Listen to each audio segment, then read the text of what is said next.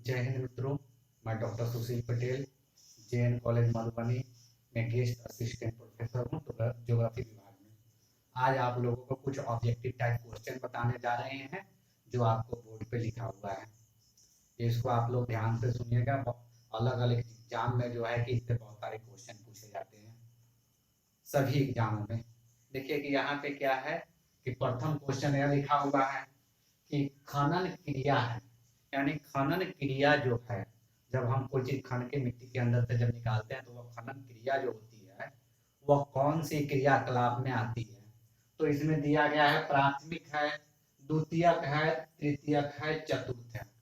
तो यानी खनन क्रिया है वह आपका प्राथमिक क्रियाकलाप में आती है, यानी यह जो देख रहे हैं वह प्राथमिक एक्टिविटी में आती है, प्राइमरी। जिसमें जैसे देखते हैं खनन में कृषि है, मछली मारना, शिकार करना, आखेट, यह सभी क्रियाकलाप जो आती है वह प्राथमिक एक्टिविटी में यानी प्राइमरी में आती है। जिस क्रियाकलाप में, अगर इसको ऐसे भी समझ सकते हैं, जिस क्रिया कार्य को करने में आपके शरीर से पसीना अधिक निकलती है उस क्रियाकलाप को प्राथमिक क्रियाकलाप कहते हैं। जैसे खेती कीजिए, खनन कीजिए, शिकार को, मछली में, तो यह सब में कठिन परिश्रम वाला है, तो यह सभी प्राथमिक क्रियाकलाप है। दूसरा देखिए, निम्न में से कौन सा चतुर्थक क्रियाकलाप है। यानी देखिए चतुर्थक क्रियाकलाप यानी क्वार्टर जो देख रहे हैं, तो यानी यह क्रियाकलाप जो है वह आपको कौन सी कार्य में आती है। जैसे विनिर्माण, पुस्तकों का मुद्रण, कागज का निर्माण उद्योग और विश्वविद्यालय अध्यापन। तो यानी विश्वविद्यालय अध्यापन जो देखते हैं वह जो है कि आपको चतुर्थ क्रियाकलाप में आती है। यानी चतुर्थ क्रियाकलाप में जो है कि विश्वविद्यालय की अध्यापन का जो है, यानी जिसमें आप मानसिक एक्सरसाइज, यानी मानसिक एक्सरसाइज जिस क्रियाकलाप में अधिक होती है, यानी जिसमें सिर्फ दिमाग का यूज अधिक होती है। तो जैसे शोध कार्य है, विश्वविद्यालय स्तर में जो अध्यापन होती है वह शोध कार्य के तौर पे, चाहे कोई हाई जैसे साइंटिफिक जितने भी खोज होती है, तो वह सभी के लिए जो है कि आपको क्वार्टरली यानी चतुर्थ क्रियाकलाप आती है। अब देखिए स्वेज नहर मिलाती है, यानी स्वेज नहर जो आप देखते हैं वह किसको किसको मिलाती है। तो देखिए यहाँ पे ऑप्शन में है भूमध्य सागर और काला सागर, यानी भूमध्य सागर और काला सागर को जोड़ने वाली, भूमध्य सागर और लाल सागर को जोड़ने वाली, भूमध्य सागर और अरब सागर को जोड़ने वाली, काला सागर और लाल सागर को जोड़ने वाली। तो स्वेज नहर जो आप देखिएगा यह आपको भूमध्य सागर और लाल सागर को जोड़ने वाली नहर है। जिससे देखते हैं कि जो कि यूरोपियन कंट्री और एशियाई कंट्री और ऑस्ट्रेलियाई जो कंट्री है, तो वहां पे जो होता है कि आयात निर्यात जो होती है वह समुद्री मार्ग से जो होती है वह अधिकतर सुएज नहर के माध्यम से ही होती है। तो देखिए कि सुएज नहर जो है आपको क्या है, भूमध्य सागर और लाल सागर को मिलाती है। लाल सागर से जैसे ही बढ़िएगा आगे तो अदन की जो देखते तो यह देखते हैं कि आपको जो है कि अरब सागर से मिलेगी और अरब सागर का संबंध हिंद महासागर से होगा। तो आप देखिए जैसे हिंद महासागर में आइएगा उससे संपर्क उसकी भारत की हो जाती है। तो आपने देखा कि क्या है कि आपको भूमध्य सागर,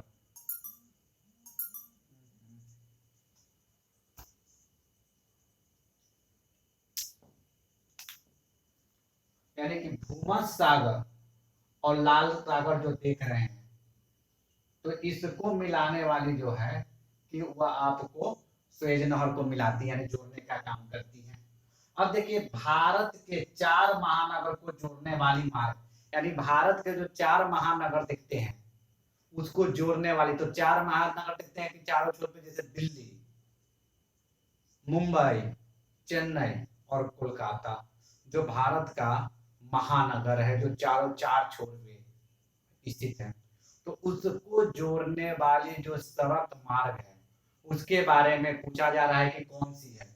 तो देखिए कहता है सीमांत सड़क, ट्रांस मेट्रो सड़क, एक्सप्रेसवे, स्वर्णिम चतुर्भुज मार्ग। तो देखिए कि स्वर्णिम चतुर्भुज मार्ग यानी गोल्डन कॉरिडोर जो देखते हैं, तो गोल्डन कॉरिडोर जो है कि स्वर्णिम चतुर्भुज मार्ग जो है यह आपको जो जोड़ती है कोलकाता, मुंबई, कोलकाता से दिल्ली, दिल्ली से मुंबई और मुंबई से चेन्नई और चेन्नई से फिर कोलकाता को जोड़ती है। इस प्रकार से एक माला बनती है।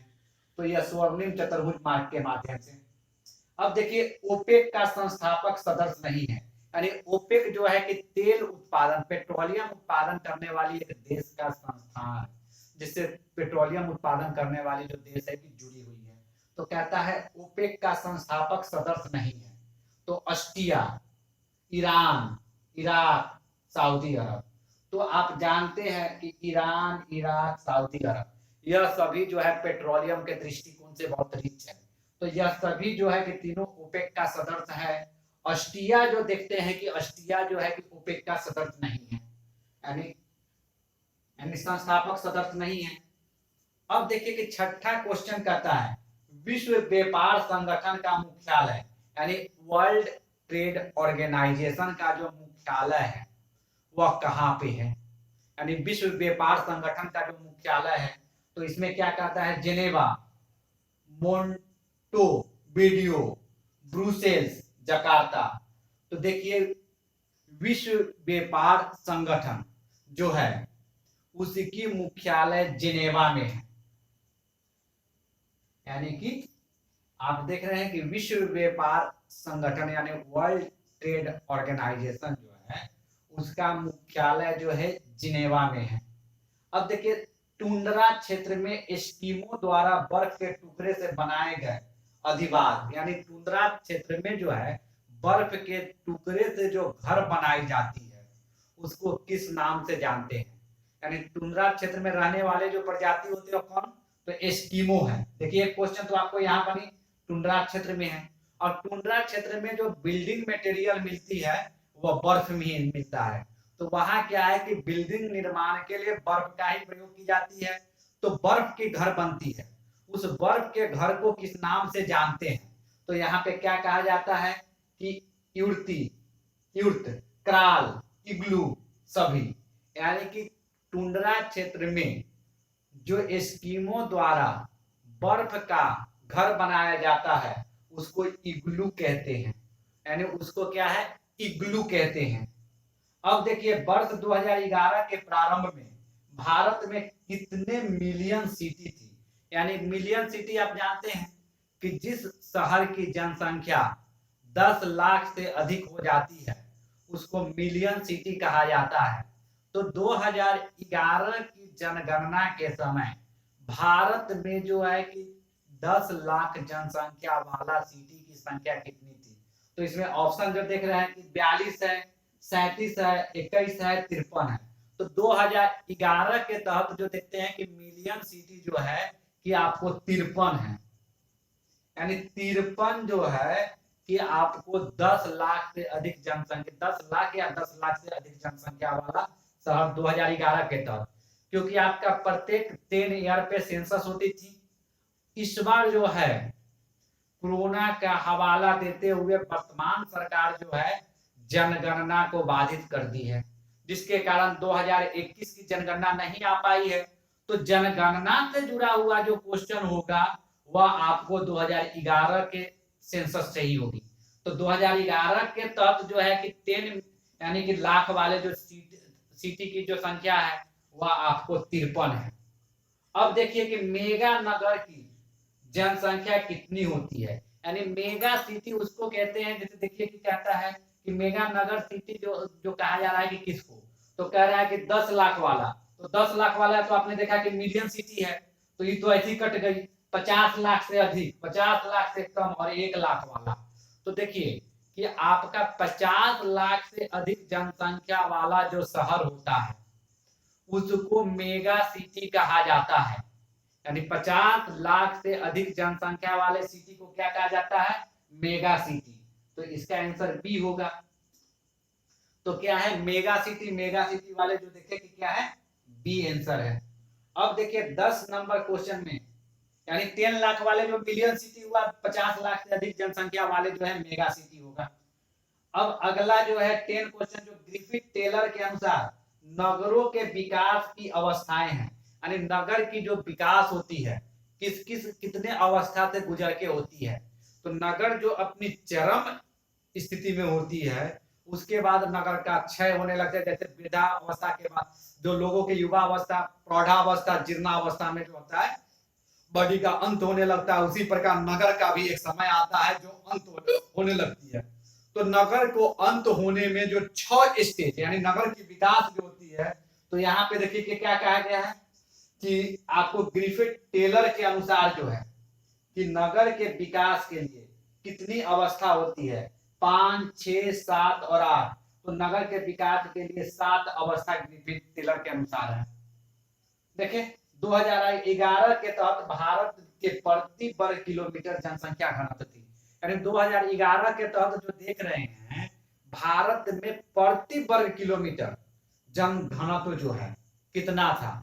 ध्यान रखिएगा कि प्रति माइल भी कहता है यानी प्रति मील भी कहता है, तो आपको यहाँ प्रति वर्ग किलोमीटर है। तो प्रति वर्ग किलोमीटर में कह रहा है 2011 के तहत, तो 2011 के तहत कहा जा रहा है 267, यहाँ 325, 330 और 382। तो 2011 के तहत जो है जनगणना में जो है उसमें 382 व्यक्ति प्रति वर्ग किलोमीटर जन घनत्व है। 2001 के तहत 325 व्यक्ति प्रति वर्ग किलोमीटर है। 2011 के तहत जो देख रहे हैं 382 व्यक्ति प्रति वर्ग किलोमीटर है। अब देखिए कि अगला क्वेश्चन जो है आपको कहा जा रहा है बिहार के लोग किस भाषा परिवार से संबंधित हैं, यानी बिहार में जो बोली जाती है यहाँ के जो लोग हैं वह किस भाषा परिवार से संबंधित है। तो कहा जाता है आस्टिक, द्रविडियन, यूरोपियन, चीनी। तो बिहार के जो मूल निवासी है यानी जो बिहार वाले जो लोग हैं वह आपको देखिए कि अस्टिक का प्रजाति का है, यानी अस्टिक जो देख रहे हैं आस्टिक जो भाषा परिवार है उसका सदस्य है। आप साउथ इंडिया जो देखते हैं वह द्रविडियन भाषा परिवार का है, जैसे तमिल है, तेलुगु है, यह सभी द्रविडियन का है। अब देखिए किस महाद्वीप में भारत का पहला प्रवास हुआ, यानी भारत से जो पहले लोग जो प्रवास करके दूसरे महादेश में गए हैं तो वह कौन सा महादेश है। तो देखिए कहा जा रहा है ऑस्ट्रेलिया, अफ्रीका, यूरोप और उत्तरी अमेरिका। तो भारत से प्रथम जो प्रवास हुई है वह आपको अफ्रीकन कंट्री में हुआ था, यानी अफ्रीका महादेश के, यानी अफ्रीका महादेश के अलग अलग देश है वहां पे आपको माइग्रेट हुआ था भारत का प्रथम माइग्रेट। आज भी देखते हैं कि अफ्रीका के कुछ देशों में देखते हैं कि भारतीयों का वर्चस्व है, जैसे मॉरिशस, दक्षिणी अफ्रीका, यह सभी में जो है भारतीय मूल के लोगों की संख्या अधिक है। खास करके आप मॉरिशस देखते हैं जिसमें बिहारी मूल के यानी भोजपुरी बोलने वालों की संख्या अधिक है। तो ये देखें कि अफ्रीका में सबसे पहला माइग्रेट किया। उसके बाद कहा जाता है किस नगरीय क्षेत्र में प्रवासी जनसंख्या सबसे अधिक है, यानी भारत में जो नगर है उसमें सबसे अधिक प्रवासी जनसंख्याओं की संख्या किस नगर में है। तो यहाँ मुंबई कह रहा है, दिल्ली, चेन्नई, कोलकाता। तो भारत में 2011 के तहत प्रवासियों की संख्या सबसे अधिक जो है कि मुंबई में है, यानी मुंबई शहर में प्रवासियों की संख्या सबसे अधिक है।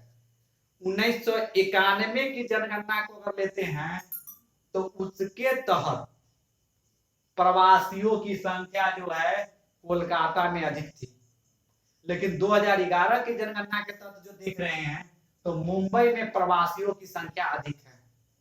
अब देखिए सन 2011 के तहत भारत की साक्षरता दर, यानी जब 2011 में जो भारत की साक्षरता दर किस है, तो देखिए यहाँ कहा जा रहा है 55.21, 58.62, 73 और 67.20।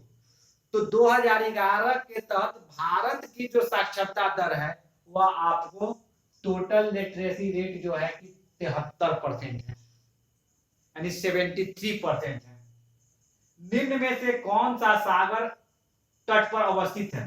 यानी कुछ शहर का नाम, 4 शहर का नाम दिया गया है, जो सागर तट पे अवस्थित शहर को आपको बताना है। तो पटना है, मुंबई है, भोपाल है, दिल्ली है। तो देखिए कि आपका मुंबई जो है कि यह कोस्टल एरिया में बसी हुई है, यानी सागर तट पे है। अरब सागर जो देखते हैं, तो अरब सागर की तट पे जो मुंबई बसी हुई है। दिल्ली देख रहे हैं कि यमुना नदी के तट पे है। पटना जो है कि आपको गंगा की तट पे बसी हुई है। अब देखिए फरीदाबाद किस राज्य का एक शहर है? तो यह देखिए कि उत्तर प्रदेश है, पंजाब है, राजस्थान है, हरियाणा है। तो यह आपका हरियाणा। अब देखिए निम्न में से कौन सा एक व्यापारिक फसल नहीं है? यानी देखते हैं कि जो हम लोग खेती करते हैं तो कुछ फसल जो होती है खाद्य यानी जीवन निर्वहन फसल होती है, कुछ जो होती है व्यावसायिक उद्देश्य से होती है। तो इसमें पूछा जा रहा है कि कौन सा फसल व्यावसायिक फसल नहीं है। तो देखिए कि यहाँ चाय, जूट, गेहूं, कपास। तो चाय, जूट और कपास यह तीनों जो देखते हैं कि व्यावसायिक फसल है, लेकिन गेहूं जो है आपको सीरियल क्रॉप यानी खाद्य फसल है। चलिए अब देखिए 19 नंबर क्वेश्चन में आपको क्या बताया जा रहा है कि रबी की फसल पैदा होती है। यानी जैसे देखते हैं कि आपके यहाँ 3 फसल होती है, रबी है, खरीफ है और जायद यानी गर्मा फसल। तीनों का मौसम यानी सीजन अलग अलग होती है। तो इस क्वेश्चन में क्या कहा जाता है, रबी जो देख रहे हैं उस फसल कब पैदा होती है? तो शीत ऋतु में है, वर्षा ऋतु में है, ग्रीष्म ऋतु में है, सभी ऋतु में है। तो देखिए रबी फसल की जो होती है वह शीत ऋतु में, जिसकी मुख्य फसल जैसे देखते हैं भारत में गेहूं है, सरसों है, चना है। तो यह शीत ऋतु की जो है प्रमुख फसल है, जो रबी फसल। खरीफ फसल जो देखते हैं वर्षा ऋतु की प्रमुख फसल है। और जायद जो देखते हैं वह ग्रीष्म काल का यानी कि सबसे अल्पकालीन यानी शॉर्ट टर्म में प्रोडक्शन होने वाला जो होता है वो आपको गर्मा फसल है। जैसे तरबूज देखते हैं, खीरा, ककड़ी, कद्दू, यह सभी जो देखते हैं गर्मा फसल है। तो यह देखें तो रबी जो है कि वह क्या है, शीत ऋतु का प्रोडक्ट होने वाली है, यानी जिसका मुख्य फसल गेहूं है। अब देखिए मुंबई हाई किस लिए जाना जाता है? यानी मुंबई तो हाई जान रहे हैं कि महाराष्ट्र में पड़ती है, जो अरब सागर में है। और वह किस लिए उसकी अंतरराष्ट्रीय पटल पे पहचान होती है मुंबई हाई की? तो इसमें दे रहा है पेट्रोलियम रिसोर्स के लिए, कोयला के लिए, यूरेनियम के लिए, पनबिजली के लिए। तो ध्यान रखिए मुंबई हाई जो है वह पेट्रोलियम रिसोर्स के लिए जानी जाती है। यानी अरब सागर में यह पेट्रोलियम रिसोर्स की एक बृहद पैमाने पे भंडारण है, जहां से प्रोडक्शन भी बृहद पैमाने पे हो रही है, अभी तेजी से बढ़ने की उम्मीद भी है। तो मुंबई हाई क्या है, पेट्रोलियम रिसोर्स का यानी पेट्रोलियम संसाधन वाला है। किस क्षेत्र, अब अगला क्वेश्चन देखिए 21 नंबर, किस क्षेत्र में खनिज तेल का सबसे बड़ा भंडार पाया जाता है? यानी भारत में जो देख रहे हैं खनिज तेल का जो भंडारण है वह किस क्षेत्र में है अधिक? भारत में विश्व पटल पे है, यानी विश्व पटल पे जो देख रहे हैं खनिज तेल का जो बृहद भंडारण कहाँ पे है? तो ईरान में है, इराक में है, चीन में है, सऊदी अरब में है। तो विश्व में सबसे बृहद जो पेट्रोलियम रिसोर्स का भंडारण है वह सऊदी अरब है। यानी देख रहे हैं जो अरबियन प्रायद्वीप का एक बड़ा सा हिस्सा सऊदी अरब का पार्ट है। यह सऊदी अरब में जो है कि बृहद भंडारण है पेट्रोलियम रिसोर्स की। अब देख रहे हैं जो सऊदी अरब देख रहे हैं कि इस्लामिक कंट्री है, और यहीं पे मोहम्मद पैगंबर साहब का जो है जन्म भी हुआ था। और इस्लाम का प्रचार प्रसार भी जो है कि आपको सऊदी अरब से ही प्रारंभ हुई है। मक्का मदीना वहां का प्रमुख जो तीर्थ स्थल है।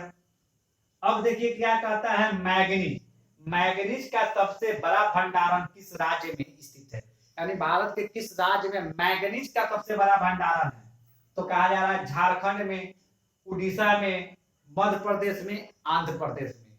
तो भारत में जो है मैंगनीज का सबसे बृहद भंडारण जो है कि आपको मध्य प्रदेश में है। सतपुरा जो रेंज देखते और विंध्याचल श्रेणी है उसी श्रेणी में यानी मैंगनीज का बृहद भंडारण पाई जाती है। अब देखिए विजयनगर इस्पात केंद्र किस राज्य में अवस्थित है? यानी विजयनगर जो इस्पात केंद्र देख रहे हैं किस नगर में स्थित, किस राज्य में स्थित है? कर्नाटक में, तमिलनाडु में, केरल में, आंध्र प्रदेश में। तो विजयनगर इस्पात केंद्र जो है वह आपको कर्नाटक राज्य में स्थित है। यानी विजयनगर इस्पात केंद्र जो देख रहे हैं वह कर्नाटक राज्य में स्थित है।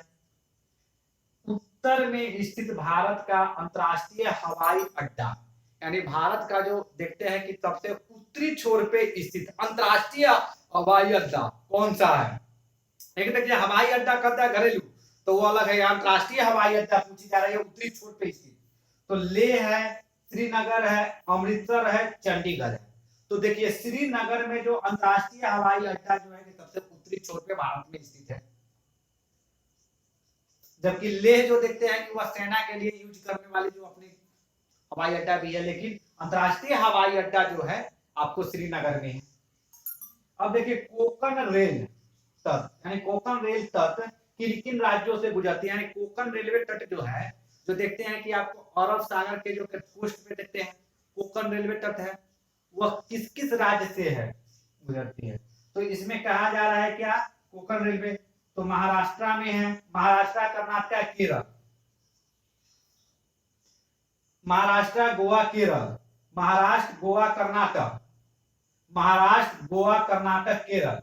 तो देखिए कोंकण रेलवे जो देख रहे हैं महाराष्ट्र, गोवा और कर्नाटक तट पे स्थित है, यानी कोंकण रेलवे तट। तो देख रहे हैं कि आपको 25 क्वेश्चन का यह जो स्लाइड जो देख रहे हैं आपका तैयार है। अब यह विभिन्न एग्जामों में यह क्वेश्चन आएगी।